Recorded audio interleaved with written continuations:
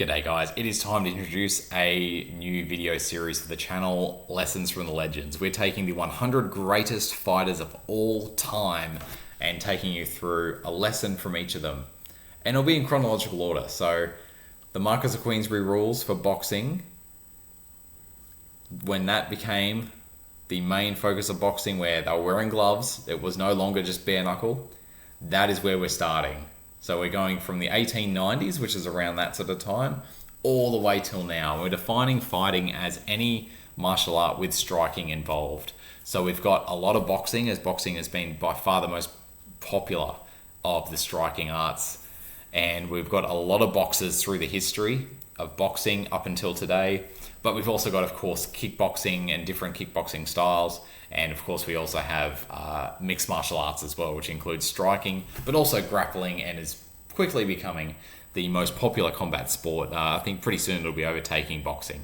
And so it should. It's been absolutely incredible and so much fun to see these different elements come into fighting. Not just the boxing, but adding in kicks, adding in grappling and takedowns. It's been...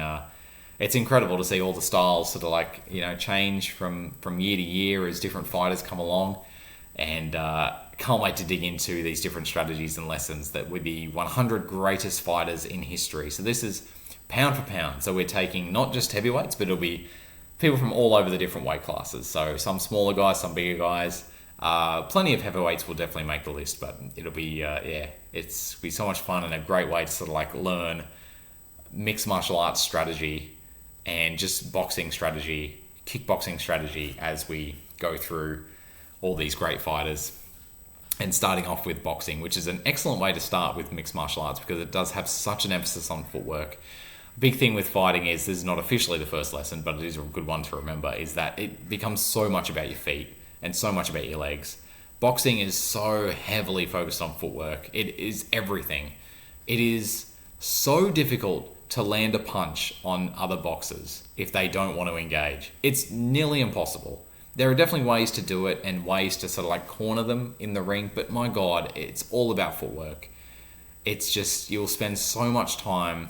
It's not necessarily like a Rocky movie where guys are just throwing punches and landing everything and then coming back. You don't really land much. And if you're good with defense and know what you're doing, you don't get hit much either. Not as much, at least, as what you initially think. Footwork is such a huge part of it, and boxing really does emphasize that. Certainly someone who came originally from Muay Thai like I did, there is not as much of an emphasis on footwork. There's a lot of when you start doing Muay Thai, it's almost like you trade combinations. One guy covers up, you throw a combo with some punches and maybe a kick to finish it off. And then that guy does the same thing and you stand there, cover up, check. You raise your leg up and check kicks, block it with your shin essentially. You block punches with your arms and you suddenly end up just exchanging combinations. And boxing is, if you can put an element of footwork with boxing, that's really good, because then you start getting into taking dominant angles on your opponent, which is so much of what both stand-up fighting and grappling is. Grappling is a lot of trying to take the back. So you've got to try and get around the side of your opponent, and even better if you can get all the way to the back. That's just about number one strategy as far as grappling goes, and frankly, self-defense as well. And with boxing, it's the same sort of thing. You don't typically see guys hit in the back of the head that often, but if you can at least be coming around to the side of your opponent and having that second where you can actually face them and hit them while they have to then turn to face you, if you're going in with boxing and fighting as that your number one strategy is just trying to take the dominant angle on your opponent, you can do far worse. That's a really good mindset to have. But we're going to just start this lesson because one thing I wanted to do is kind of remind certain people out there what martial arts is all about. I have seen a trend which has really come through in a story in the news lately with, obviously, so those uninitiated, Quinton Jackson, also known by his nickname as Rampage Jackson, was a mixed martial arts star back in the 2000s and into the early 2010s. He was very good. He probably would be, I'd say, definitely one of the 50 greatest pound-for-pound mixed martial artists of all time. He was very successful. He was a guy who had a great chin, which in boxing fighting terms means he could take a punch really well. He was very powerful. He would pick guys up and slam them this and that, almost like you'd see in professional wrestling, but he would do it in mixed martial arts. It was very spectacular. And he had heavy hands. He had a lot of power in his hands as well. So he could hit really hard. And his son, however, has gotten himself into a lot of trouble. You've probably seen the footage, and I won't play any of it here, but you can see it anywhere online. Just type in Raja Jackson wrestling assault or something along those lines. Basically what happened was he was at a wrestling event, like a small wrestling event, what's called like an indie show in wrestling. So not like the WWE, not the wrestling you'd see on TV, but local wrestling event. And he came along with a camera crew as him and his father both live stream a lot. And the professional wrestlers at the backstage thought the camera crew was filming another wrestler in Raja Jackson, who he's a kid who's in great shape, and certainly looks like he could be a pro wrestler. He is actually a mixed martial artist. He has gotten into mixed martial arts like his father. The guy then took an empty beer can and hit Raja Jackson in the head with it, thinking that it was going to be the beginning of a storyline feud in wrestling for the cameras, for he was filming it. Raja Jackson was not expecting that.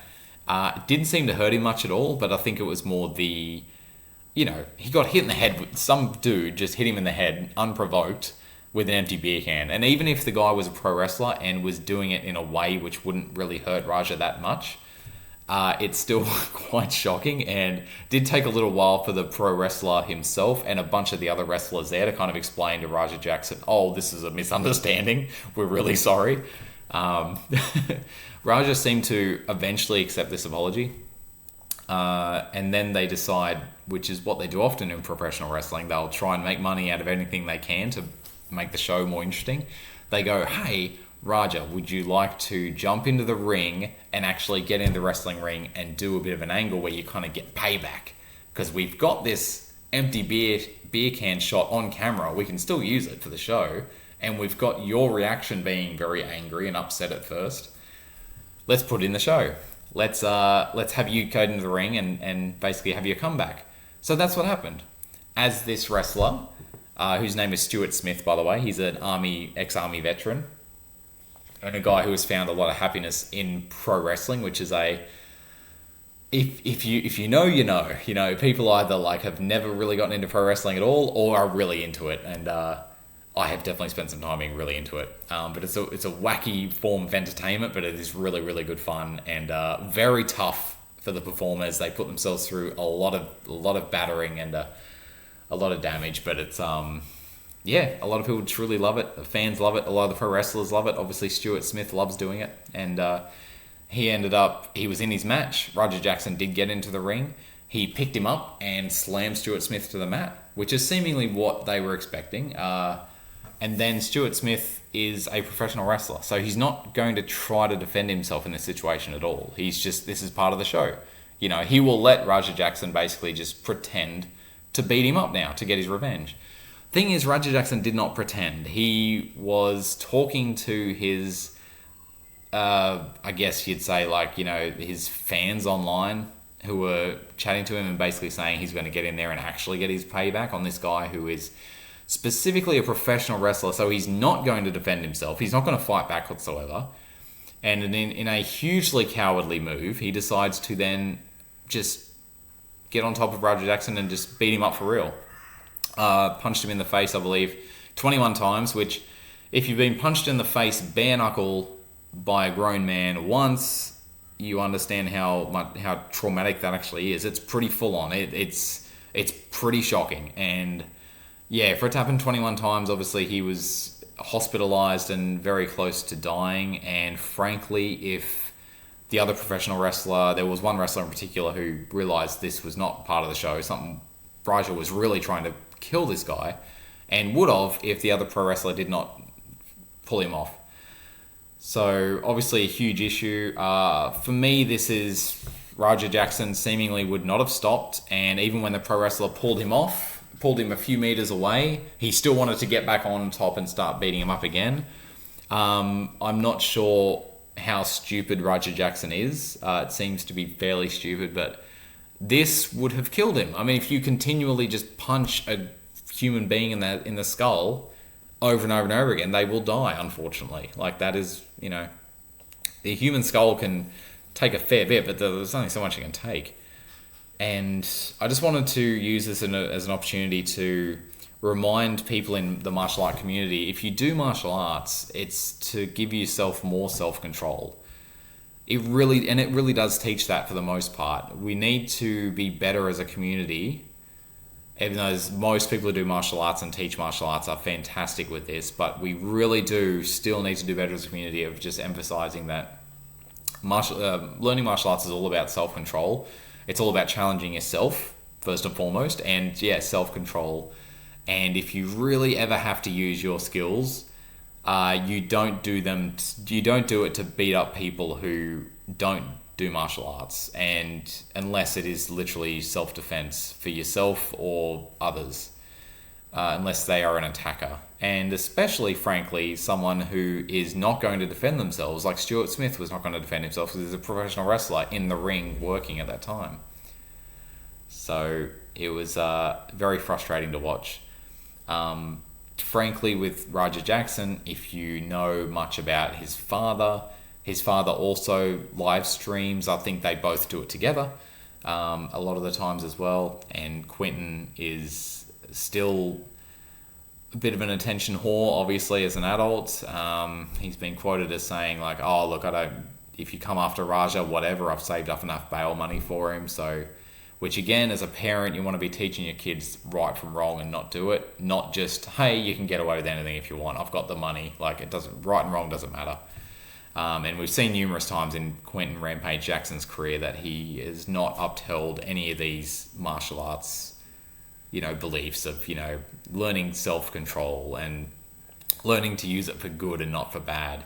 He will, dry hump female interview. I've seen it twice, and I haven't watched many Rampage interviews from Quinton Jackson, but he dry humps female interviewers, which is sexual harassment at the very least.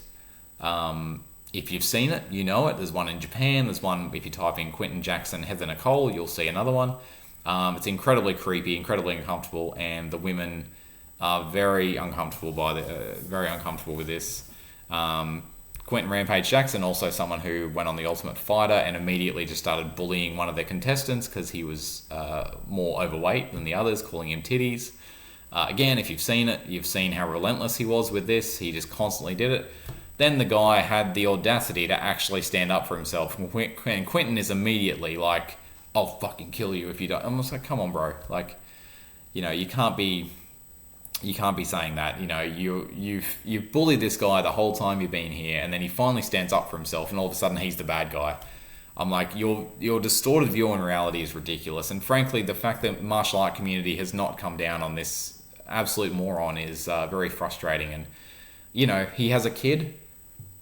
Of course the kid is a screw up. Like, look at his father. Like, it's just, we need to be coming down on Quinton Rampage Jackson. The guy is a human piece of garbage.